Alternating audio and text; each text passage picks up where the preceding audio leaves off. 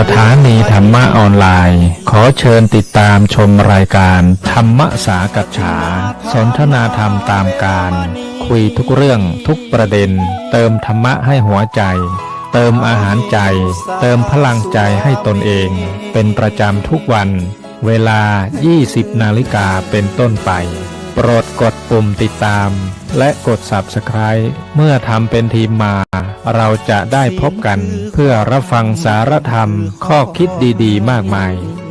รับบุญง่ายๆด้วยการกดแชร์เผยแพร่เป็นธรรมทานสัพพทานังธรรมทานังชินาติการให้ธรรมะย่อมชนะการให้ทั้งปวง1 แชร์1 บุญมีค่าเท่ากับเผยแผ่ธรรมะให้กว้างไกลแชร์ไปมากยิ่งได้บุญมากเป็นการเปิดโอกาสให้คนได้รับฟังธรรมพบปัญญามีความสุขพ้นจากทุกข์ด้วยการฟังธรรมะมาทวงคำมันหมู่บ้านศีลห้าถือเป็นพันธะ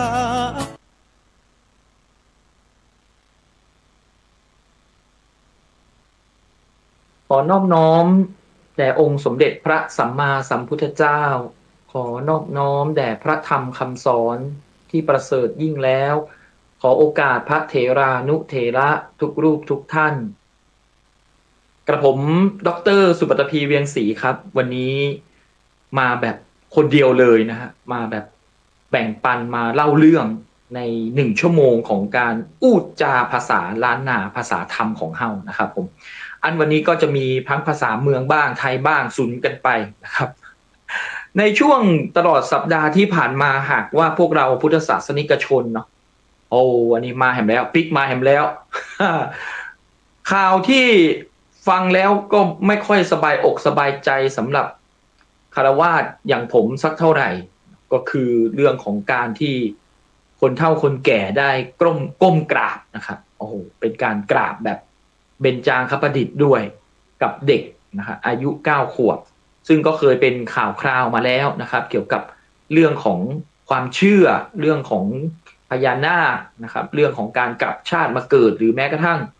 การที่ได้รับมอบหมายจากพระสักยมุนีหรือว่าพระผู้มีพระภาคเจ้านะครับผู้ที่เสด็จดับขันธ์ปรินิพพานไปแล้วเนี่ยช่วงสัปดาห์เมื่อวาน2 วันก่อนนี้อย่างวันนี้นี่ร้อนแรงมากนะครับเพราะว่ามีการไปร้องเรียนแล้วก็ไปแจ้งความดำเนินคดีกันอีกแล้วนะครับเนื่องจากว่าก่อนหน้านี้ก็มีคำสั่งของผู้พิพากษาศาลนะครับศาลเยาวชนและครอบครัวให้ผู้ปกครองเนี่ยก็หยุดการกระทำนะครับซึ่งแน่นอนว่าในอู้จาภาษาธรรมของเฮานะครับอู้จาล้านนาภาษาธรรมของเฮาในวันนี้เนี่ยเฮาบ่ได้สนนะครับว่าละอ่อนคนนี้จะชื่ออะไรจะเป็นใครเนาะคราวนี้เฮาฝึกโยนิโสมนสิการก็คือเฮามองธรรมะในบริบทของเหตุการณ์นะครับของสังคมที่มันเกิดขึ้นในปัจจุบันนี้เนาะเฮาบ่ไปเพ่งโทษใครนะครับเฮามานั่งพูดคุยกันในมุมมองของการใช้ธรรมะนะครับในการที่เราจะได้รู้เท่าทันเราก็กลับมานะครับน้อมที่จะเรียนรู้ตัวกันนะครับผมก็ก่อนอื่นเนี่ยดร.สุปตภีหรือว่าไอ้แว่นคนนี้นี่เป็นใครนะครับมันมาจากไหนเป็นไผ่เนาะก็ผมนั้นสำเร็จการศึกษาในระดับปริญญาเอกด้านพระพุทธศาสนาแล้วก็ศึกษาทำงานวิจัยดุษฎีนิพนธ์ที่เกี่ยวข้องนะครับก็เคยไปออกรายการโหนกระแสมาแล้วนะครับของพี่หนุ่มกรรชัยนะครับในช่วงของน้องหญิงพลังขึ้นบุญนะครับเมื่อวันที่21 พฤษภาคมเมื่อปีที่แล้วก็เป็นประวัติคร่าวๆของวันนี้ที่มาได้รับเมตตานะครับจากพระเพื่อนก็คือพระครูปรัชกิติพงศ์กิติโสพโนด็อกเตอร์ครับท่านก็เมตตาให้เวลา1 ชั่วโมงนะครับมาอู้จามาเล่ามาปรับเปลี่ยนมุมมองกันนะครับในมุมมองของฆราวาสผู้ที่ศึกษาทั้งธรรมะแล้วก็ผู้ที่ใช้ชีวิตในทางโลกในช่วงเวลาที่ผ่านมาของสังคมไทยของเฮานี่นะครับความน่าวิตกกังวลก็คือลัทธิความเชื่อเนาะคราวนี้มันบ่ได้ว่าเชื่ออย่างเดียวครับผมคือมาเปิ้นฮ้องว่าจะได้ดีคือไปพาดพิงคนอื่นเนาะโดยเฉพาะอย่างยิ่งพระเถรานุเถระเนี่ยหมายความว่าตัวเองจะปฏิบัติหรือว่าจะศึกษาอย่างไรก็ตามแต่ก็เป็นวิถีเนาะ1 จุดหมายไปได้หลายหนทางนะครับแต่ว่าเวลาที่เราไปศึกษาแล้วเนี่ย กล่าวล่วงจับจ้วงพระเถรานุเถระก็คือท่านก็ถือว่าเป็นผู้เสียสละนะครับได้ละทางโลกแล้วก็มาศึกษามาสืบทอดพระพุทธศาสนา แต่กลายเป็นคฤหัสถ์ก็มาจับจ้วงเนาะว่าทำไมพระเถระไม่ทำอย่างนั้นทำไมพระเถระไม่ทำอย่างนี้เนี่ยโอ้โหอันนี้ก็ในหลักธรรมของพระพุทธศาสนาเราก็มีนะครับก็คือเรื่องการเพ่งโทษเพราะฉะนั้นในรายการค่ำคืนนี้โอ้เราจะแบบไปเพ่งโทษใครเนาะเราจะวิเคราะห์แยกเนาะระหว่างคนกับความนะครับถ้าเราเป็นเรื่องคนเนี่ยโอ้ยประเดี๋ยวนี้นะนักขนาดอินฟลูเอนเซอร์นะใครอยากใครอยากดังเนี่ยเราจะหันใน TikTok เลยครับผมมีโทรศัพท์เนี่ยเครื่องนึงเนาะมันต้องมีไมโครโฟนมันต้องมีไฟอย่างแล้วตั้งโทรศัพท์เนี่ยแล้วก็ด่าแต่คนอื่น ด่าเขาเนี่ยมันทำง่ายนะเนาะคนเฮานี่เวลาไปด่าเนี่ยจิตของเราเป็นอกุศลเนี่ยเวลาเราน้อมจิตเป็นอกุศลเนี่ยเราด่าไปสติมันก็จะบ่มีครับเพราะฉะนั้นในยุคปัจจุบันนี้โอ้ง่ายมากเลยการทำคอนเทนต์การนำเสนอเนื้อหาสาระอะไรให้ผู้คนติดตามวิธีการที่ง่ายที่สุดเลยคือตั้งโทรศัพท์มือถือแล้วก็ด่าคนนะครับแต่รายการของเฮาค่ำคืนนี้เนาะในฐานะเฮาเป็นผู้ศึกษาธรรมเป็นผู้เรียนรู้เดินตามรอยพระพุทธบาทนะครับเฮาก็วิเคราะห์ความเนาะเกิดเหตุการณ์อย่างพ้องขึ้นนะครับในรอบสัปดาห์ที่ผ่านมาแล้วในมุมมองของพระธรรมคำสอนที่เฮาจะได้เรียนรู้จากเหตุการณ์นั้นเนี่ยเป็นจะใดอันเนี้ยฝึกโดยฝึกการคิดวิเคราะห์แยกแยะเนาะเพราะว่าในสังคมไทยของเฮาเนี่ยประเดี๋ยวนี้คิดปนกันไปหมดเลยเอา1มารวมกันเอา2มารวมกันเสร็จแล้วเปิ้นฮ้องว่าใดครับด่าเหมาโอ้ยเหนื่อยฟังจะอีละเหนื่อยเพราะฉะนั้นโยนิโสมนสิการหรือว่าการคิดอย่างแยบคายของพระพุทธเจ้าเนี่ยมีหลักการคิดที่ละเอียดมากเลยนะครับซึ่งเราจะสามารถฝึกคิดจากเหตุไปหาผลคิดจากผลไปหาเหตุคิดแบบแยกส่วนคิดแบบรวมส่วนคิดแบบอัฏฐสัมพันธ์โอ้โหมีทั้งหมด10ความคิดแต่ว่าหลักความคิดในโยนิโสมนสิการโดยเฉพาะอย่างยิ่งข้อที่10นะครับคิดแบบวิพัชชวาทนะครับวิพัชชวาทนี่ก็เป็นพระนามหนึ่งของพระพุทธเจ้าเด้นะเอามาเดะละจะไปอีสานแล้วเนาะเพราะฉะนั้นแล้ววิพัชชวาทคือคิดยังไงครับโอ้เขาเรียกรู้แจ้งแทงตลอดหมายความว่ารู้ทุกอย่างรู้รอบนะครับรู้ลึกรู้กว้างรู้รอบหมดเลยเพราะฉะนั้นเราต้องฝึกเรื่องของการคิดเนี่ยให้เยอะๆพอเราคิดอย่างเดียวไม่พอนะครับเราต้องมีกัลยาณมิตรนี่อย่างวันนี้เนี่ยในรายการเนาะแม้ว่าจะมีผมเนาะสุดปัตตภีมาคนเดียวเนี่ยแต่ว่าในรายการเนี่ยเพื่อนๆท่านพุทธศาสนิกชนนะครับครูบาอาจารย์พระเถรานุเถระเมื่อได้สดับรับฟังแล้วมีสิ่งใดที่จะ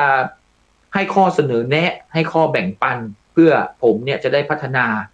กระบวนการเรียนรู้ของตัวเองเนี่ยก็จะเป็นประโยชน์ยิ่งนะครับการที่เพื่อนได้ติเตือนเราเนาะหรือว่ากัลยาณมิตรได้ติเตือนเราแล้วเนี่ยในภาษาบาลีก็เรียกว่าก็เรียกว่าปรโตโคสะเปิ้นฮ้องว่าเสียงของกัลยาณมิตรอันถ้าเฮาบ่มีกัลยาณมิตรเนาะก็บ่มีใครเตือนเฮาต่อให้เฮาคิดว่าเฮาเนี่ยคิดโยนิโสมนสิการแล้วเนี่ยบางทีเฮาคิดเข้าข้างตัวเองอคติคือเข้าข้างตัวเก่าเนี่ยเฮานี่ดีแล้วเฮาชอบแล้วเฮาประเสริฐแล้วใครว่าจะได้เฮาก็บ่ฟังเนาะเพราะฉะนั้นแล้วกัลยาณมิตรเป็นทั้งหมดแห่งพรหมจรรย์เพราะฉะนั้นเสียงของกัลยาณมิตรก็จะเป็นเสียงที่จะมาคอยติเตือนเฮาได้นะครับเพราะฉะนั้น2ส่วน2หลักธรรมเริ่มต้นรายการวันนี้1โยนิโสมนสิการนี่จดไว้เลยจำไว้เลยสามารถไปค้นหาถาม ChatGPT ได้ 2คือกัลยาณมิตรนะครับ2ส่วนนี้เป็นองค์ประกอบที่สำคัญของการเดินทางเริ่มต้นของมรรค8ก็คือสัมมาทิฏฐิหรือว่าผู้มีปัญญาชอบนะครับเพราะฉะนั้นจุดเริ่มต้นของการใช้ชีวิตในสังคมที่มีแต่เรื่องราวของความเชื่อ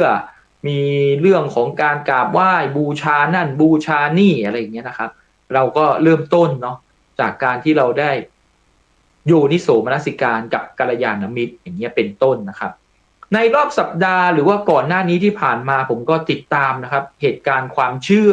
ที่เกิดขึ้นในสังคมไม่ว่าจะเป็นการกลับมานะครับของการไปรักษาโรคโดยอ้างว่าตนเองเนี่ยมีพลังวิเศษนะครับ สามารถรักษาโรคทำให้หายจากโรคภัยไข้เจ็บได้เนาะแล้วก็ใช้วิธีการก็คือบทสวดซึ่งผมก็เคยไปออกรายการกับเขามาแล้วนะครับในการใช้พวกเนี้ยเขาก็ไปเรียกง่ายๆคือใช้หลักของพระพุทธศาสนาแต่ว่าเป็นในทางมิจฉาหรือในทางที่ไม่ชอบคืออะไรครับไปบอกว่าพลังนี้เป็นของตัวเองเนาะเสร็จแล้วบอกว่าไม่ได้เรียกทรัพย์ไม่ได้เรียกเงินเรียกทองแต่ว่าใช้คำว่าเขาบริจาคทานให้นี่อันนี้ก็น่าเป็นห่วงนะครับถ้าหากว่าเราแยกแยะไม่ได้และยิ่งเมื่อวานนี้ครับโอ้โหสดๆร้อนๆเลยกับการที่เด็ก9 ขวบได้คัมแบ็กกลับมาอีกครั้งสู่สังคมไทยผู้คนเนี่ยก้มกราบไหว้นะครับซึ่งพอได้เห็นภาพเห็นคลิปซึ่งพุทธศาสนิกชนกัลยาณมิตรที่รับฟังรับชมอยู่ตอนนี้เนี่ยถ้าได้เห็นได้ดูเนี่ยก็จะมีความรู้สึกเหมือนผมเนาะก็คือความไม่สบายใจนะครับเพราะอะไรครับเพราะว่าเรื่องของการใช้เด็กเนี่ยในต่างประเทศเรามีเลยนะครับเราเรียกว่าการใช้ความเชื่อของเด็กซึ่งเด็กก็จะบริสุทธิ์เนี่ยนะครับเพราะฉะนั้นแล้วเวลาที่เราเห็นพวกนี้เนี่ยสิ่งสำคัญที่เราจะต้องเรียนรู้แล้วก็ทำความเข้าใจนี่ตอนนี้ได้แนะนำให้กัลยาณมิตรพุทธศาสนิกชนทุกท่านเตรียมปากกากระดาษได้เลยนะครับโอ้ถ้าเข้าใจวันนี้นี่แจ้งเลยนะครับตาแจ้งเลยเรามีวิวัฒนาการของโลกใบนี้อยู่ห้าส่วนด้วยกัน5 ยุคนะครับยุคที่1เราเรียกว่ายุคดึกดำบรรพ์ยุคนี้เป็นยุคที่คนเนี่ยยังไม่มีความรู้นะครับถ้าพูดแบบในพุทธของเราก็เรียกว่าเป็นยุคของอวิชชาเป็นยุคที่เรายังไหว้ผีนะครับยังตื่นกลัวกับสุริยุปราคายังงุนงงกับเสียงฟ้าร้องฟ้าแลบฟ้าผ่านะครับยุคนี้ก็เรียกว่าเป็นยุคดึกดำบรรพ์ก็น่าจะตั้งแต่สมัยที่เรายังอยู่ในถ้ำนะครับเราเป็นมนุษย์ถ้ำนะครับเริ่มต้นเราก็กลัวไปหมดเลยนะครับมนุษย์เราจะมีความกลัวเริ่มต้นตั้งแต่ยุคที่1ละนะครับโดยเฉพาะอย่างยิ่งในยุคที่1ที่เราได้เรียนรู้เนาะก็คืออุลุเวลากัสสปะชดินคนพี่นะครับซึ่งมีความสามารถพิเศษจุดไฟติดนะครับพอจุดไฟติดปุ๊บข่าวเนี้ยโอ้โหคนก็มากราบไหว้ละโอ้คนนี้แบบเก่งมากเลยนะสามารถทำให้ไฟติดได้นะครับเนื้อจากที่ทำแล้วกินดิบๆเมื่อก่อนเรากินผักใช่ไหมฮะเรากินดิบๆเอามาหมักเอามาดองอะไรก็ตามแต่พอมีไฟมีความร้อนมนุษย์ก็พัฒนามาเป็นปิ้งนะครับปิ้งปงปิ้งปลามันก็เริ่มเข้าสู่เลยครับยุคที่2นี่เราเรียกว่ายุคโบราณยุคโบราณยุคนี้เนี่ยคือยุคอะไรนะครับเป็นยุคของการเกิดเรื่องของศาสนาเรานี่แหละพระพุทธศาสนาเราเจริญเติบโตในยุคนี้เลยครับในขณะที่ในฝั่งชมพูทวีปหรือว่าฝั่งตะวันออกเนี่ยมีการเติบโตของพระพุทธศาสนาโดยสมเด็จพระสัมมาสัมพุทธเจ้าสิทธัตถะของเราเนี่ยได้ตรัสรู้อริยสัจได้เห็นทางนะครับในการพ้นทุกข์หลุดออกจากกงกรรมกงเกวียนหลุดออกมาไม่เกิดแล้วพูดง่ายๆเลยคือไม่เกิดแล้วเนี่ยนะครับก็ทำความเข้าใจกับชีวิตใหม่ว่าโอ้นี่นะการไหว้ผีไหว้สิ่งที่ไม่มีเหตุผลเนี่ยมันเป็นเรื่องที่งมงายนะครับก็เริ่มต้นของวงจรของกงกรรมกงเกวียนก็คืออะไรครับอวิชชานี่ไงเพราะฉะนั้นการเกิดขึ้นในยุคที่2ที่องค์สมเด็จพระสัมมาสัมพุทธเจ้าสิทธัตถะของเราเนี่ยได้เมตตาบารมีต่อชาวโลกนะครับก็คือการที่พระพุทธเจ้าเนี่ยได้ตรัสรู้หนทางแห่งการหลุดพ้นพระเจ้าให้เรารู้อะไรครับรู้ทุกข์เพราะเวลาเรารู้ความสุขเนี่ยเราไม่ค่อยรู้หรอกเวลาเรามีความสุขนี่เราจะเพลินไปแต่พอเรามีความทุกข์เนี่ยโอ้โหเดือดเนื้อร้อนใจนอนไม่หลับกระสับกระส่ายเพราะฉะนั้นในยุคที่2เนี่ยก็พูดง่ายๆคือเป็นยุคที่พระพุทธเจ้าเนี่ยในฝั่งตะวันออกเราเนี่ยเริ่มรู้แจ้งเห็นจริงแทนที่ยุคที่1เป็นไงครับไหว้ผีไหว้เทวดานะครับขอให้มีฝนตกขออย่าให้เกิดสุริยุปราคาสุริยคราสมากินก่อนเอาหม้อเอาไหไปตีตามความเชื่อนะครับซึ่งตอนนั้นเนี่ยองค์ความรู้ของเราก็ยังมีน้อยคราวนี้ในยุคที่2เนี่ยก็ไม่ได้มีแค่ฝั่งของตะวันออกที่เป็นเจ้าชายสิทธัตถะหรือว่าพระพุทธเจ้าของเราเท่านั้น ในฝั่งตะวันตกก็มีนะครับเราเรียกคนนี้ว่าโสเครติสเอาโอ้โสเครติสเนี่ยพูดง่ายๆเลยคือเป็นนักปรัชญาชาวกรีกที่สำคัญมากคืออะไรครับโสเครติสสอนลูกสอนหลานของนักการเมืองในสมัยก่อนว่าเราอะถ้ารวยไปแต่ไปเบียดเบียนคนอื่นเนี่ยเราไม่มีประโยชน์ของความเป็นมนุษย์เลยแท้ที่จริงแล้วเนี่ยการที่เราเป็นคนดีต่างหากช่วยเหลือเกื้อกูลคนอื่นต่างหากนี่แหละคือการสืบทอดอำนาจที่แท้จริงของพ่อแม่เราพูดง่ายๆคือไปสอนลูกขุนนางเนี่ยให้เป็นคนดีครับท้ายที่สุดโสเครติสถูกเลยครับถูก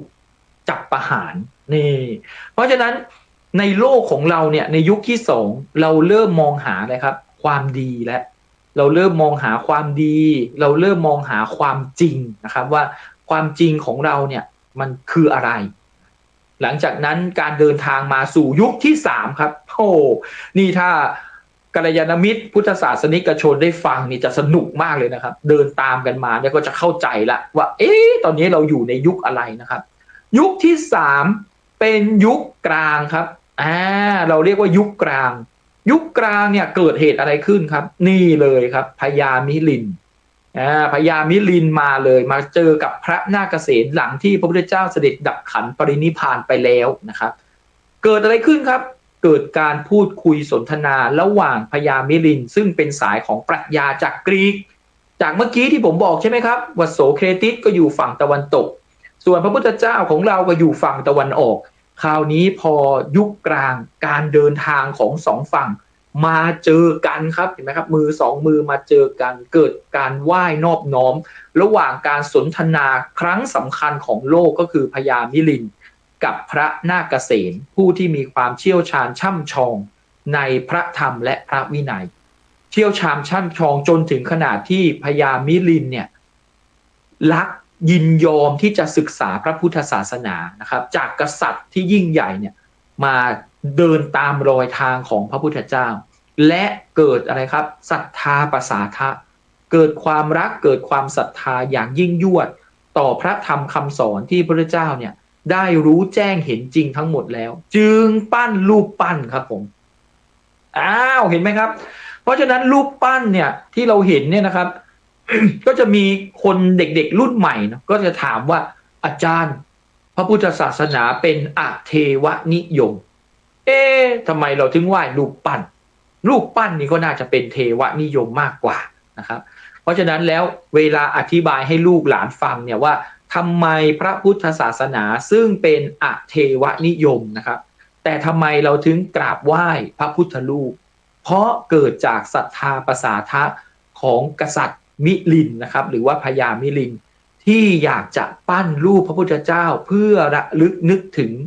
พระคุณนะครับพระคุณของพระพุทธเจ้าที่ได้คิดค้นสัจธรรมความจริงของการหลุดจากความทุกข์อย่างสิ้นเชิงนี่พอฟังนะตรงนี้นี่สำคัญนะครับไม่ได้หลุดจากทุกข์ธรรมดานะครับแต่หลุดจากทุกข์อย่างสิ้นเชิงเพราะฉะนั้นในยุคกลางเนี่ยเป็นยุคที่เราเริ่มอะไรครับมีการบูชาวัตถุพอมีพระพุทธรูปแล้วมีอะไรครับก็มีเจดีย์ใช่ไหมครับมีพระเครื่องเห็นไหมครับเพราะฉะนั้นผู้ที่ไม่ได้ศึกษาพุทธประวัติหรือไม่ได้ศึกษา5ยุคนี้นะครับก็จะเข้าใจผิดว่าพระพุทธศาสนาเราจะมีรูปปั้นทำไมเราจะมีพระเครื่องไปทำไมเราจะมีผ้ายันไปทำไมนะครับเพราะฉะนั้นอย่าพึ่งนะครับสมเด็จพระพุทธโฆษาจารย์ปอ.ประยุตโตเนี่ยท่านให้ข้อคิดไว้ดีมากว่าอย่าพึ่งออกความเห็นถ้าหากว่ายังไม่ได้หาความรู้ครับหลังจากนั้นเราเดินทางมาสู่ยุคอะไรครับยุคที่4เราเรียกว่ายุคใหม่ยุคใหม่เกิดอะไรขึ้นครับวิวัฒนาการของโลกหลังจากยุคที่1นะครับฟ้าร้องฟ้าผ่าเกิดอะไรขึ้นเราก็ไม่รู้เราก็เลยไหว้ผีสางนางไม้คน1คนสามารถติดต่อกับพระเจ้าได้นะครับก็กลายเป็นหมอดูล่างทรงกว่ากันไปยุค2องค์สมเด็จพระสัมมาสัมพุทธเจ้าได้มอบเอาสัจธรรมความจริงให้กับโลกใบนี้ยุค3เกิดศรัทธาวัตถุนะครับเกิดการสร้างวัตถุขึ้นมีการเคารพวัตถุนะครับแทนความดีความจริงความงามยุคที่4ครับ วิทยาศาสตร์ก็เริ่มเจริญเติบโตแล้วครับเนี่ยมีการทดลองนะครับต้องรู้ด้วยเห็นด้วยตาได้ยินด้วยหูถ้าไม่เห็นด้วยตาฉันก็ไม่เชื่ออย่างเงี้ยนะครับอย่างมีบางคนก็บอกว่าอาจารย์ผีเนี่ยมันไม่มีจริงหรอกไอ้ที่เรากลัวเนี่ยเรากลัวความมืดนะครับผมก็ไม่รู้จะว่ายังไงผมก็เอาเท่าที่เราเชื่อยังไงเราก็เชื่ออย่างนั้นนะครับแต่ว่าผมก็อาจตั้งคำถามกับผู้ที่สงสัยไปว่าแล้วเวลาเราหายใจเนี่ยเรามีลมหายใจของเรานี่คือออกซิเจนใช่ไหมครับเราเห็นลมหายใจเนาะเราจับได้เราสัมผัสได้คำถามคือเรามองเห็นไหมครับเราไม่มองไม่เห็นนะครับลมหายใจเรามองออกซิเจนไม่เห็นแล้วมันมีอยู่ไหมมันมีอยู่เห็นไหมครับเพราะฉะนั้นสิ่งที่มีก็ไม่ได้แปลว่าจะต้องมองเห็นทุกอย่าง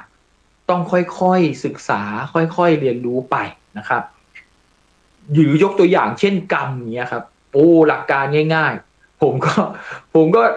ตอบคำถามลูกศิษย์นะครับลูกศิษย์ก็เด็กคนรุ่นใหม่บอกง่ายๆเลยว่าโอ้หลักการของพระพุทธเจ้านี่ง่ายมาก ถ้าอยากรู้ว่ากรรมมีจริงไหมก็ง่ายๆเลยเดินไปตบหัวเพื่อนนะครับเดี๋ยวเพื่อนก็ตบหัวคืน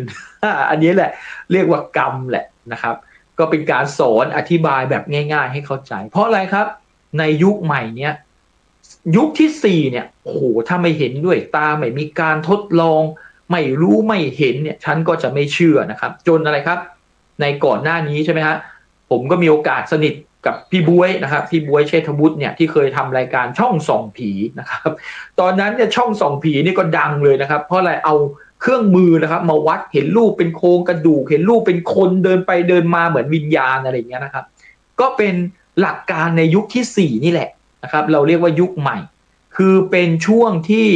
เกิดการเรียนรู้ระหว่างวิทยาศาสตร์กับความเชื่อนะครับแบบดั้งเดิมเนาะน่าจะเกิดเริ่มต้นเนี่ยที่แบบแจ่มชัดที่สุดก็น่าจะเป็นหนังสือชื่อว่าเต๋าแห่งฟิสิกส์ของฟิตจ็อบคราปานะครับเขียนไว้ในปี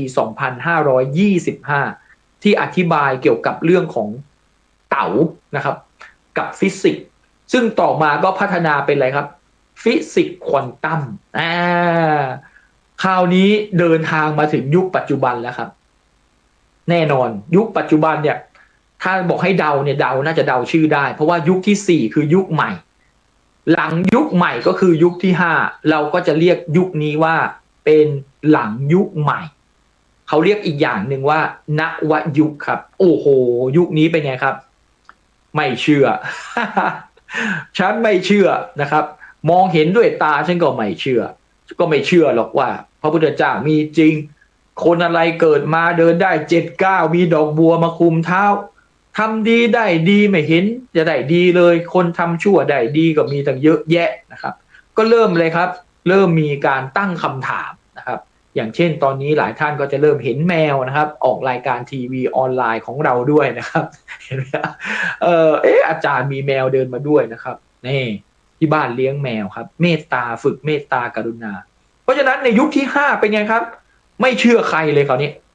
เกิดอะไรครับ non religion ภาษาอังกฤษ non religion โอ้จะได้ขอนะสุดปัตภี non religion อ่ะไอติตัวอูเนี่ยภาษาอังกฤษภาษาไทยนี่คืออย่างวะนะ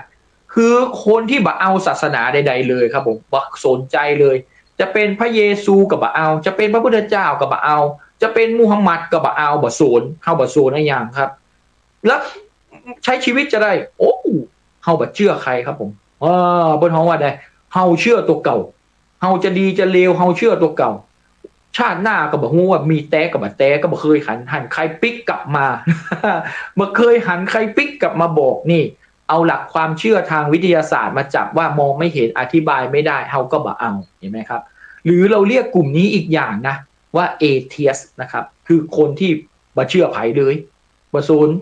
เชื่ออย่างเดียวคือเชื่อตัวเก่าถ้าบ่ได้เห็นบ่ได้หันเนี่ยเอาตึงบ่เชื่อนะครับเพราะฉะนั้นในยุคนี้เนี่ยโอ้ก็เกิดอะไรครับเกิดการตั้งคำถามอย่างเช่นชาติหน้ามีจริงไหมนะครับหรือพระพุทธเจ้ามีจริงไหมพระพุทธเจ้าหายตัวได้เลยเหรอเดินจากป่าไปเดินจากป่าอิสิปตนะมฤคทายวันไปพุทธคยา11 วัน250 กิโลเมตรเนี่ยเดินได้เหรออย่างเงี้ยเป็นต้นนะครับก็จะมีการตั้งคำถาม ถ้าในฝั่งพระพุทธศาสนาเนี่ยเห็นไหมอันนี้เวลาทำความเข้าใจเนี่ยแม่ต้องหาความรู้ก่อนออกความเห็นคืออะไรครับอัพยากตปัญหาเออเซิร์ชดูได้เลยเนี่ยที่ผมพูดเนาะคืออะไรครับปัญหาที่พระพุทธเจ้ามิทรงทำนายพูดง่ายๆก็คือไม่ทรงแสดงนั่นแหละอย่างเช่นโลกหน้ามีจริงไหมนะครับอย่างเงี้ยพระพุทธเจ้าเงียบพระพุทธเจ้าไม่ตอบเพราะอะไรถ้าตอบไปก็สมมุติว่าบอกว่าโอ้โลกหน้ามีจริงสุปฏิภีนะครับพุทธศาสนิกชนกัลยาณมิตรที่รักทุกท่านเชื่อไหมว่าเราจะเลวกันตั้งแต่ชาตินี้แหละเพราะอะไรครับเพราะอย่างวันเนี้ยเดี๋ยวพอฟังผมจบรายการ3 ทุ่มทุกท่านก็จะนอนเราเรียกว่าการตายชั่วขณะเราไม่ได้คิดอะไรแล้วเราไม่ได้กลัวใช่ไหมครับเพราะว่าเรารู้ว่าวันพรุ่งนี้เรายังได้ตื่นแต่การตายเนี่ยเราไม่รู้ไงครับว่าเราจะได้ตื่นหรือเปล่าหรือตื่นแล้วจะไปไหนจะไปทางใดเนี่ยเขาเรียกว่าเป็นความลับของโลกนะครับเพราะฉะนั้นคำถามพวกนี้ในทางพระพุทธศาสนาเนี่ยเป็นอัพยากตปัญหาเป็นวิกิจิจฉาเป็นความลังเลสงสัยที่ไม่ควรสงสัยนะครับเพราะฉะนั้นเวลาศึกษาพระพุทธศาสนาเนี่ยต้องทำความเข้าใจค่อยๆใจเย็นๆนะครับถ้าเป็นการต้มน้ำเนี่ยก็เรียกว่าต้มไปเรื่อยๆอย่าไปเร่งไฟให้มันร้อนจนน้ำเดือดนะครับพอน้ำเดือดแล้วเป็นไงครับน้ำในกาก็เหลือน้อยเนาะเพราะฉะนั้นเราค่อยๆเรียนรู้ไปเอาทั้งอะไรครับวิชาการนี่ปริยัติปฏิบัตินะครับโอ้เราฝึกทำด้วยนะครับปฏิเวทคือเอาไปใช้กับชีวิตด้วยนะครับอย่างพวกเราเนี่ยพุทธศาสนิกชนพุทธบริษัทเราไม่ได้เป็นผู้ที่ยังละจากโลกนี้นะครับซึ่งพระภิกษุสงฆ์ของเราเนี่ยท่านก็เรียกว่าอะไรล่ะหลุดนะท่านก็ไปโลกุตระและอย่างเรานี่โลกียะนะครับก็เอาธรรมะมาใช้กับโลกนี่แหละขออย่างเดียวคือให้รู้เท่าทันตัวเองนี่แหละ โกรธก็ขอให้รู้ว่าโกรธเถอะบางทีเราไม่รู้ว่าโกรธนะ เวลาไปประชุมไปทำงานอะไรเงี้ยเนาะโกรธไหมเนี่ยไม่โกรธนะครับโอ้หน้านี่งออะไรเงี้ยเนาะเพราะฉะนั้นเมื่อกี้จากที่ผมอธิบายไปเนี่ยแจ่มแจ้งเลยเราเรียกว่า5 ยุคไอ้5 ยุคเนี่ยอาจารย์เขาเรียกว่าอีหยังล่ะเปิ้นฮ้องว่าจะได้เปิ้นฮ้องว่าจะได้เนี่ย5 ยุคนี้เปิ้นฮ้องว่ากระบวนทัศน์เอาแล้วอาจารย์เอาขยายความกันเนาะแล้วกระบวนทัศน์เนี่ยคืออะไรกระบวนทัศน์คือความเชื่อค่านิยมทัศนคติของคนในชุมชน1ในช่วงเวลา1เนี่ยก็จะเปลี่ยนได้ยกตัวอย่างเช่นเนี่ยประเดี๋ยวนี้เราจะเข้าสู่ปีใหม่เมืองละไปมานี่มีนาคมแล้วโอ้โหประเดี๋ยวนี้หนาวก็ไม่เกรงใจใครตอนนี้ร้อนยิ่งกว่าโอ้โหนี่พอเดินไปอากาศร้อนๆแบบนี้นะแต่เนี่ยต้องหมั่นทำความดีเลยนะพอประเดี๋ยวนี้เดินมีนาคมนี่นะเดินออกจากบ้านไปนี่แบบต้องห่วงเลยครับผมแสบหัวขนาดนี่ขนาดบนโลกมนุษย์ยังฮ้อนขนาดเนี้ยเฮาเนี้ยกรรมบดีขึ้นมาเนี่ยตกนรกไปลงกระทะทองแดงเฮาก็แบบใจฮูเนาะมีแต้ก็บ่มีนะแต่ประเด็นคือแล้วถ้ามันมีแต้ขึ้นมาเนี่ยมันปิกมาบ่ได้นะ ขอยมบาลบอกขอปิกกำล้อขอไปทำบุญเหี่ยโกนเนี่ยจะได้ขึ้นสวรรค์เนี่ยเนาะเวลาตู้เจ้าเทศอย่างก็บอกฟังบัดเจือเนาะโอ้ยหาว่ามันบัดใจพอถึงเวลาเดี๋ยวฮูเองเนี่ยเราฮูเองเราฮูด้วยได้เฉพาะตนเลยเดี๋ยวพอละแอปไปเนาะมรณะกรรมไปเรียบร้อยพอไปตกนรกขึ้นมาร้องไห้ในกระทะทองแดงเวลาตู้เจ้าเทศเนี่ยตึงบอกฟังเนี่ยเพื่อถึงว่าจะได้ฟังเพื่อเกิดปัญญาสุตตมยปัญญาอย่างกัน2คิดจินตามยปัญญาคิดเนี่ยกรรมแรกก็บอกไปแล้วก็โยนิโสมนสิการเนาะและ3คือภาวนามยปัญญาเนาะภาวนานี่บอกใช่ว่านั่งพึมพำนะบอกใช่ว่านั่งจมอะไรอย่างก็บอกใช่หูนะนั่งภาวนาอ้อนวอนขอพรขออะไรอย่างก็บอกใช่หูนะภาวนา1กายภาวนานี่กันคืออะไรออกกำลังเนาะพักผ่อนให้เพียงพอรับประทานอาหารที่มีประโยชน์เนี่ยฟังในสิ่งที่ควรฟังคบคนในสิ่งที่ควรคบอย่างกันเป็นห้องว่ากายภาวนาพอมีกายภาวนาแล้วไปสเต็ป2คืออะไรศีลภาวนานี่ศีลคืออะไรความเป็นปกติเนาะแต่ถ้าแปลอีกคำหนึ่งก็แปลว่าวินัยนะหมายความว่าเอาศีล5ของเขาขึ้นได้เนี่ยก่อนเถอะมาไป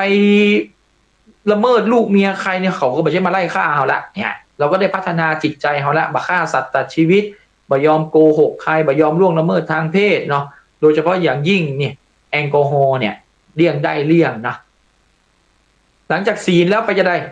ทำ2 ข้อนะออกกำลังกายเนาะมันต้องดื่มแอลกอฮอล์เนี่ยข้อ3ได้แล้วจิตตภาวนาโอ้จิตเป็นไงครับรู้เลยความโกรธเนาะโทสะเป็นจะได้โมหะความหลงเป็นจะได้โลภะความโลภเนาะคนเฮาเกิดมาตึกมอกอีบ่มีใครใหญ่เกินลงเพื่อนเอาเหรียญยัดปากสับเปลือยังดึงออกปากอ่ะแม่งก็ล่ะเพราะฉะนั้นเฮาก็ยูว่าเฮารักษากายของเฮาอย่างมีสติเนาะเพื่ออะไรเพื่อให้กายของเฮานี้ยังประโยชน์แก่คนอื่น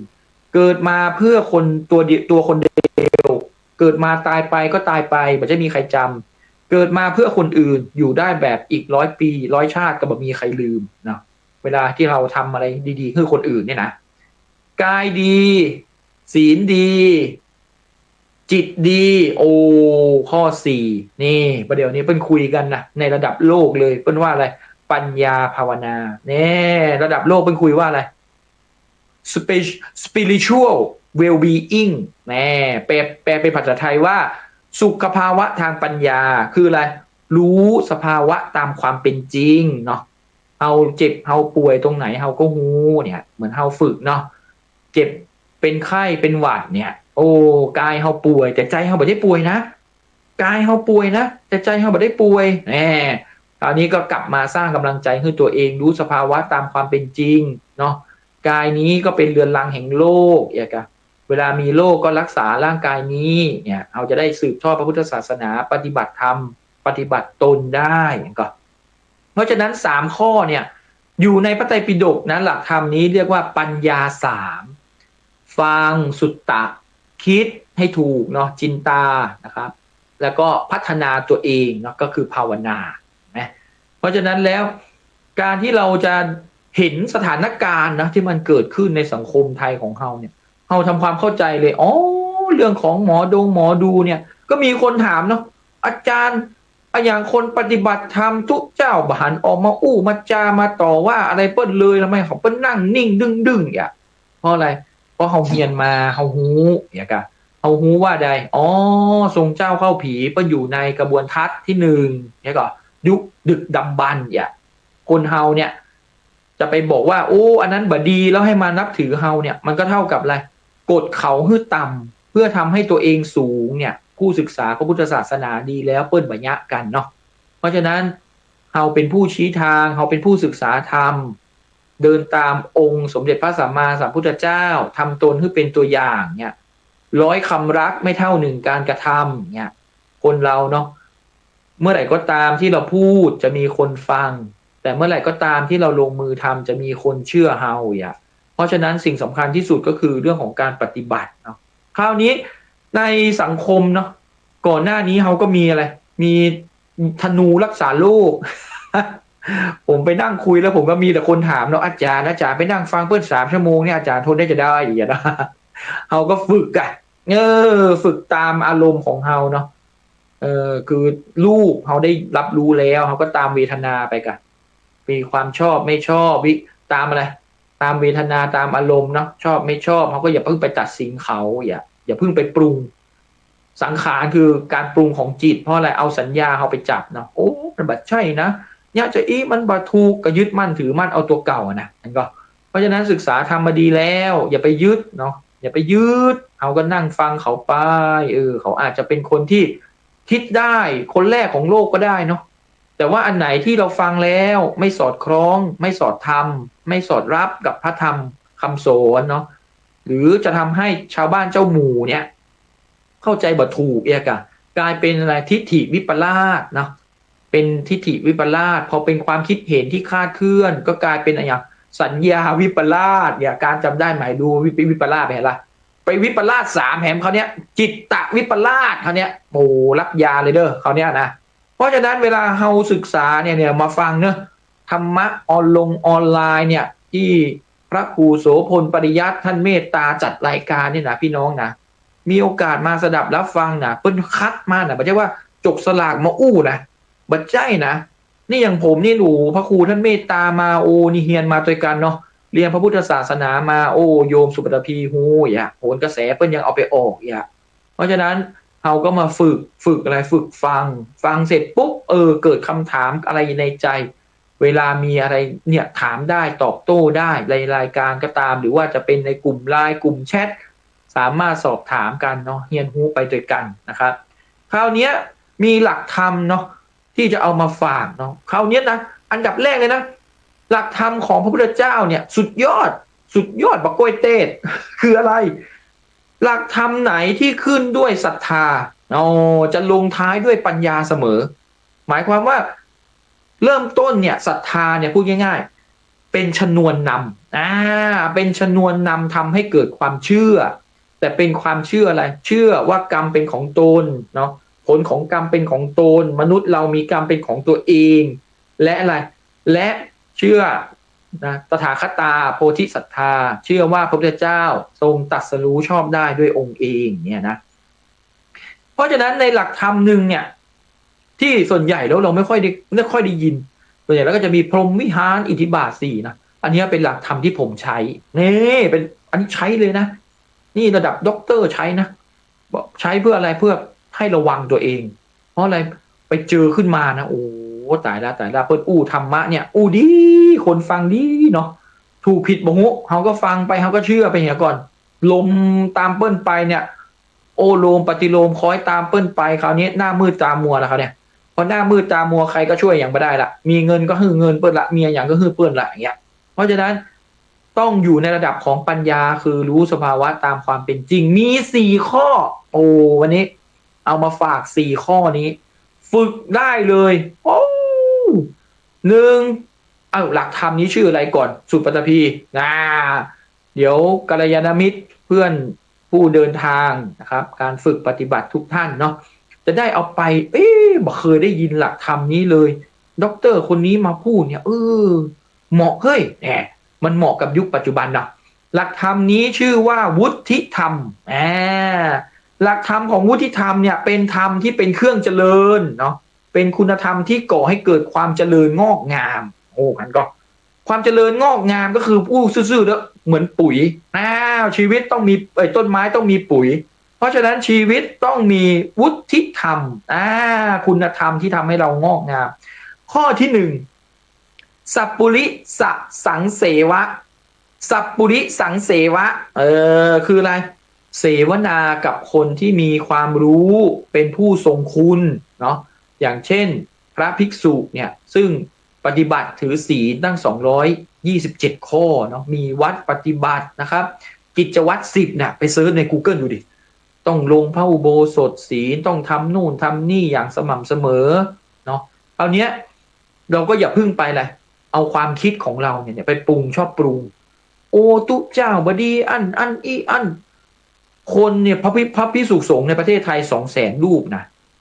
คนเฮาเนี่ยเอาซื่อเถอะทุกอาชีพทุก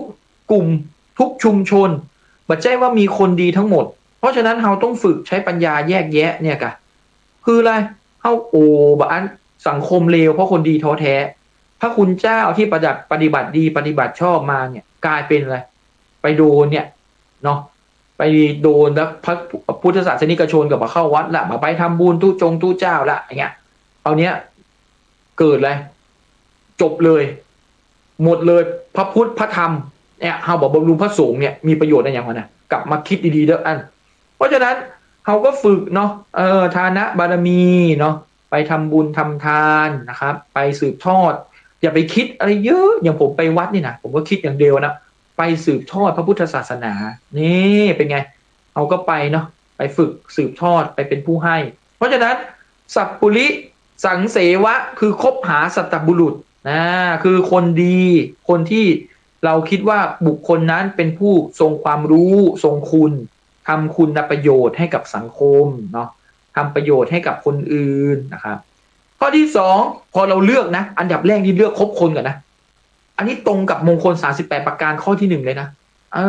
เสวนาจะพาลานางอย่าไปเสวนากับคนเลวนะอันที่2คือเลือกคบคนดีเห็นไหมเพราะฉะนั้นอันที่2พอเราเลือกคนได้ละเราไปทำอะไรครับสัทธรรมัสสวนะภาษาบาลีอาจารย์เอาภาษาธรรมดานี่ได้ก็คืออะไรไป ไปฟังเปิ้ลเหียกะเอาใจใส่ในการเล่าเรียนหาความรู้จริงอย่างยกตัวอย่างเช่นวันนี้มาฟังดร.สุปตพีอู้ปัญญาสามไม่ได้กระบวนทัศน์5กระบวนทัศน์เปิ้ลเอามาจากไหนอย่าเพิ่งไปเชื่อลองไปศึกษาค้นคว้าดูดิอาจารย์นี่เปิ้ลอู้จะมันมีเตโกยเนาะเพราะฉะนั้นในข้อที่2พอเราเจอผู้ทรงคุณแล้วเจอครูบาอาจารย์เจอพระเถรานุเถระผู้ปฏิบัติดีปฏิบัติชอบเราก็สัทธรรมัสสวนะนะเอาใจใส่ไปฟังธรรมไปฟังคำสอนของท่านไปแลกเปลี่ยนเรียนรู้เหมือนกับรายการเนี้ยธรรมัสสากฉาอย่างเงี้ยเนาะพอหลังจากไปฟังปุ๊บเจอคนเนาะเลือกคนเสร็จปุ๊บไปศึกษาเล่าเรียนกับเขาไปทบทวนไปดูซิสิ่งที่เขาพูดเนี่ยเป็นยังไงอย่าเพิ่งไปคัดค้านเขานะครับหลังจากนั้นเข้าข้อที่3เลยโยนิโสมนสิการนี่เป็นไงกลับมานั่งคิดซิสิ่งที่เราได้ไปฟังจากผู้ทรงคุณอันประเสริฐสิ่งที่เราได้ฟังจากผู้รู้เอาคิดซิทำไมคนนี้เขาถึงพูดแบบนี้ได้นะทั้งที่เขาก็เป็นคฤหัสถ์นะวันนี้เขาพูดภาษาบาลีเหมือนพระเลยนะไม่ได้สิใช่ไหมเราศึกษาพระพุทธศาสนาภาษาบาลีเป็นภาษาต้นทางรู้ไว้นะอย่าไปปฏิเสธรู้ไว้ว่าพระพุทธเจ้าก็ทรงสอนแบบนี้นะอันนี้พอเรารู้ศัพท์รู้อะไรปุ๊บเราก็เข้าใจมากขึ้นเห็นไหมอย่าเพิ่งไปตั้งแง่ฟังภาษาบาลีไม่เข้าใจเลยพระคุณเจ้าพูดภาษาอะไรอย่างเงี้ยเห็นไหมเราตกข้อไหนตกข้อ2สัทธรรมัสสวนะ ไม่เอาใจใส่เรียนรู้นะ1สัพพุริสังเสวะ2สัทธรรมัสสวนะใส่ใจเอาใจใส่แล้วเรียนแล้วนะ3กลับมาคิดให้แยบคายโยนิโสมนสิการแล้วข้อ4ล่ะโอ้โหชัดเจนเลยคืออะไรธรรมานุธรรมปฏิบัติคือปฏิบัติสมควรแก่ธรรมไม่ใช่ว่าเวลาเขาพูดธรรมะไปเจอพระคุณเจ้ามาพระคุณเจ้าพูดผิดเปิด Chat GPT เปิด Google มาเป็นพระทำไมพูดผิดพูดถูกอย่างนี้เพราะฉะนั้นไม่พับถ้าในวงการของพระภิกษุสงฆ์นี่พวกเรานี่ต้องทำความเข้าใจเลยนะอย่างผมเคยบวชนี่นะเราก็เป็นอาจารย์เป็นวิทยากรนะเราไปบวชเป็นพระใหม่เนี่ยก็สงสัยนะทำไมพระอาจารย์ท่านไม่ให้เราเทศนานะใจเราก็แบบบวช21วันทดแทนบุญคุณบิดามารดาเท่านั้นนะผมทำไมพระคุณเจ้าไม่ให้เราขึ้นธรรมะนะเราจะได้ทอล์กโชว์เลยเอาธรรมะมาพูดให้สนุกสนานเนี่ยไม่ได้ปรากฏว่าเป็นไงต้อง5 พรรษานะต้องพระอุปัชฌาย์นี่ต้องอนุญาตด้วยเพราะอะไรเพราะถ้าศึกษาพระพุทธศาสนาหรือพระธรรมคำสอนไม่ถ่องแท้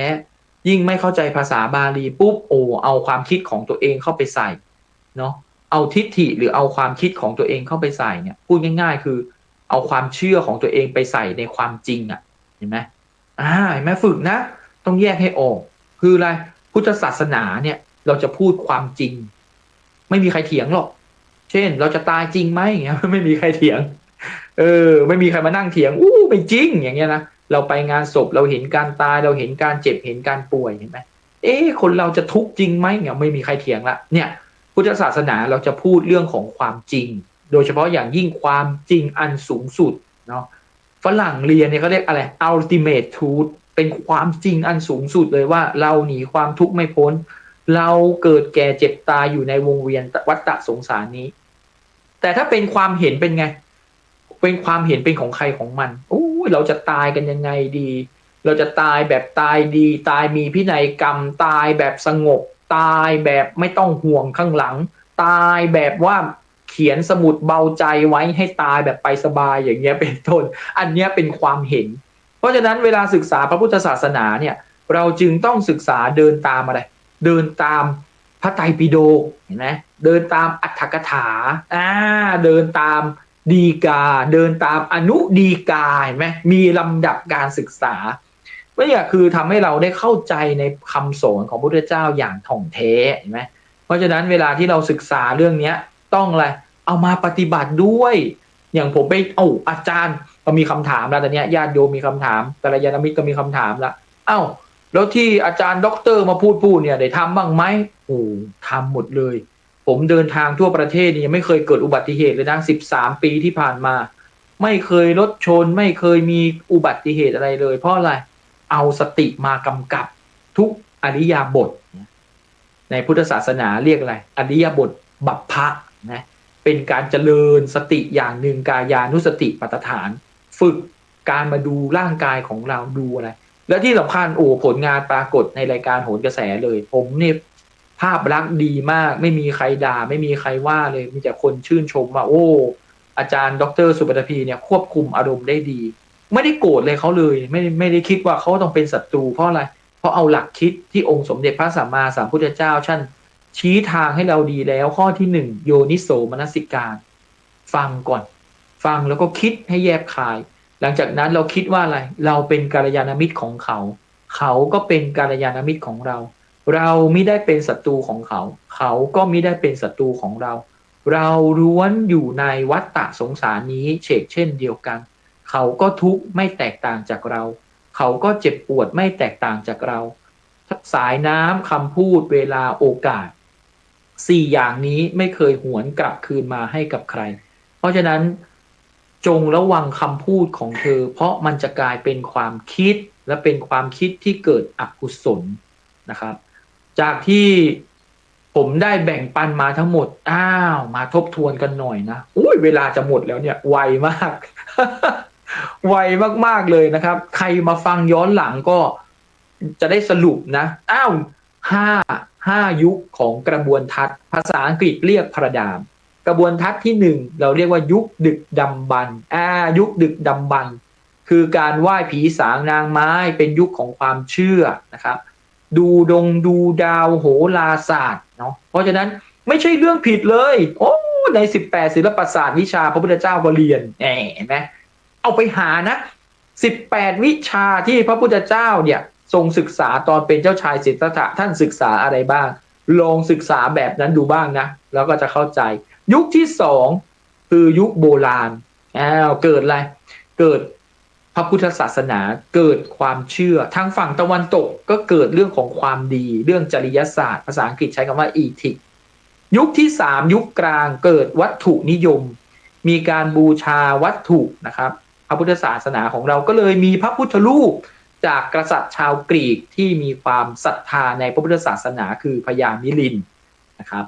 ยุคที่4คือการเอาวิทยาศาสตร์มาอธิบายความตามพระพุทธศาสนาซึ่งยุคนี้ก็มีช่วงการเกิดก็คือหนังสือชื่อว่าเต๋าแห่งฟิสิกส์นะครับก็คือเอาเรื่องของความไม่แน่นอนกฎความไม่แน่นอนเนาะจากที่เมื่อก่อนวิทยาศาสตร์บอกว่าดาวหางฮัลเล่มันจะต้องมายังโลก76ปีทุกครั้งอย่างเงี้ยนะครับไปมาตอนนี้จะมาหรือเปล่ายังไม่รู้เลยนะครับอาจจะหายไปก็ได้เพราะอะไรเพราะไม่มีอะไรคงแท้แน่นอนเห็นไหมก็คือกฎเลยฮะกฎไตรลักษณ์พระไตรลักษณ์ของเรานี่แหละยุคที่5เป็นหลังนวยุคนะครับก็คือวิทยาศาสตร์เจริญเติบโตผู้คนก็ไม่เชื่อและไม่เชื่อทั้งพระพุทธเจ้าไม่เชื่อทั้งศาสดาของศาสนาอื่นๆแล้วเขาเนี่ยเชื่อแต่ตัวเองละฉันเองเป็นผู้กำหนดชะตาชีวิตของฉันเองจะเข้าวัดทำไมจะไปทำไมจะเกิดประโยชน์อะไรนะครับก็มีการตั้งคำถามที่เกี่ยวข้องนะเพราะฉะนั้นในยุคที่5ก็เลยเกิดเลยครับ non religion หรือผู้ที่ไม่มีศาสนาภาษาอังกฤษเรียกอีกอย่างว่า atheist เพราะฉะนั้นวันนี้พอเราได้เห็นแต่ละยุคนะครับเราเห็นคนที่ไปศรัทธาเนาะหมอดูร่างทรงเขาอยู่ยุคที่1นะครับอย่างเราเนี่ยผู้ศึกษาพระพุทธศาสนาเดินตามรอยแห่งพุทธะผู้รู้ผู้ตื่นผู้เบิกบานเราอยู่ในยุคที่2เราก็ไม่จำเป็นต้องไปทะเลาะอยู่คนละห้องกัน อยู่คนละกลุ่มกันเห็นไหมครับแล้วลูกของเราเป็นไงครับพ่อไหว้ทำไมพระพุทธเจ้าเนี่ยมีจริงหรือเปล่าก็ไม่รู้นะครับก็อย่าเพิ่งไปโกรธลูกเพราะอะไรครับลูกเราอยู่ในยุคที่5คราวนี้กระบวนทัศน์ไปแล้วข้อที่2คืออะไรครับปัญญามี3ส่วน1ฟังสุตตะ2คิดให้แยบคายจินตามยปัญญาและ3เอาไปพัฒนาหรือภาวนา ภาวนาไม่ได้แปลว่านั่งบ่นพึมพำนะครับและฝากเอาไว้นะครับกับหลักธรรมที่เอามาใช้เพื่อให้เกิดความเจริญงอกงามกับชีวิตของเราเรียกว่าวุฒิธรรมสี่เห็นไหมครับวุฒิภาวะนี่แหละ เขาบอกว่าคนจะมีวุฒิภาวะเนี่ยไม่ได้ดูที่การศึกษานะดูว่าอะไรครับดูว่าคนนั้นมีความคิดยังไงใครเป็นเพื่อนของเขา เขามีใครเป็นครูบาอาจารย์เนี่ยนะครับเพราะฉะนั้นในวุฒิธรรมสี่ที่เราไม่ค่อยได้ฟังกันเนาะในหลักธรรมที่ทำให้เราเจริญงอกงามหนึ่งคืออะไรครับสัพปุริสังเสวะเลือกคบคนฟังผู้ทรงคุณทรงความรู้สองคืออะไรครับไปศึกษาเล่าเรียนกับเขาสัทธรรมะสัทธรรมัสวนะสามครับพอไปฟังเขาแล้วกลับมาทำอะไรครับคิดให้แยบคายโยนิโสมนสิการนะครับและหลังจากนั้นนั่งอยู่เฉยๆนะครับอยากได้ผลมะม่วงแต่ไม่ลงมือปลูกก็ไม่เกิดประโยชน์อยากกินข้าวแต่ว่าไม่หว่านเมล็ดข้าวลงในที่นาก็ไม่เกิดประโยชน์จึงเป็นข้อที่สี่คือธรรมานุธรรมปฏิบัติและที่สำคัญที่สุดฝากทิ้งท้ายเอาไว้เวลาผ่านไปอย่างรวดเร็วคืออะไรครับอย่าปฏิบัติเองเพราะมันจะทำให้เราคิดเอาเองนะครับเกิดอะไรครับวิปลาสสามอย่างหนึ่งเกิดทิฏฐิวิปลาสความคิดของเราคลาดเคลื่อนเพราะคิดเอาเองว่าต้องทำแบบนี้นะครับสองเกิดสัญญาวิปลาสพอคิดแล้วจำเลยครับโอ้ไม่ได้สิเราจะต้องทำอย่างนี้ไปเจอครูบาอาจารย์เจอพระเถรานุเถระท่านบอกเถียงเขาอีกเขาเนี่ยและสามเป็นบ้าแล้วเขาเนี่ยจิตวิปลาสคือจิตคลาดเคลื่อนนั่นเองนะครับเพราะฉะนั้นในการศึกษาพระพุทธศาสนาหรือแม้แต่ความเชื่อใดๆก็ตามแต่ควรที่จะต้องมีอะไรครับสัพปุริสังเสวะมีการเลือกว่าใครเป็นครูของเรานะครับเพราะฉะนั้นการที่เราได้ไปปฏิบัตินะครับยังสถานปฏิบัติธรรมสำนักงานพระพุทธศาสนาจังหวัดเชียงใหม่ทั่วประเทศนะครับสามารถค้นหาได้ว่ามีสถานปฏิบัติธรรมที่ไหนบ้างจังหวัดเชียงใหม่ของเรามีวัดไหนครูบาอาจารย์ท่านศรัทธาพระอาจารย์รูปไหนนะครับเป็นพระทั้งสายปริยัตินะครับให้องค์ความรู้หรือเป็นพระสายปฏิบัติพาเราเดินทางฝึกฝนตนเองนั้นก็ขอให้มีครูเป็นผู้นำทางนะครับอย่าไปคิดเอาเองเพราะไม่อย่างนั้นแล้วธรรมะที่เป็นเครื่องมือที่ทำให้เราหลุดพ้นเมื่อได้ชื่อว่าเป็นเครื่องมือแล้วแม้แต่มีดที่เป็นเครื่องมือปอกผลไม้ก็กลายเป็นเครื่องมือที่เราจะไปประหักประหารคนอื่นได้หรือแม้แต่เอามาทำร้ายตัวเองนะครับเพราะฉะนั้นพระพุทธศาสนาก็เช่นกันควรที่จะฝึกเถระวาทะฟังคำของเถระเรียนรู้ตามท่านปฏิบัติตามท่านทั้งหมดนี้ก็เป็นเรื่องความเชื่อที่อยากให้กัลยาณมิตรพุทธศาสนิกชนได้เข้าใจครับว่ามีช่วงกระบวนทัศน์หรือความคิดที่มันแตกต่างกันมีหลักธรรมอะไรบ้างที่สามารถจะมาดึงใจของเราไม่ให้หลงไปกับอวิชชาที่มีอยู่เต็มบ้านเต็มเมืองไปหมดครับธรรมะสวัสดีราตรีสวัสดิ์ครับ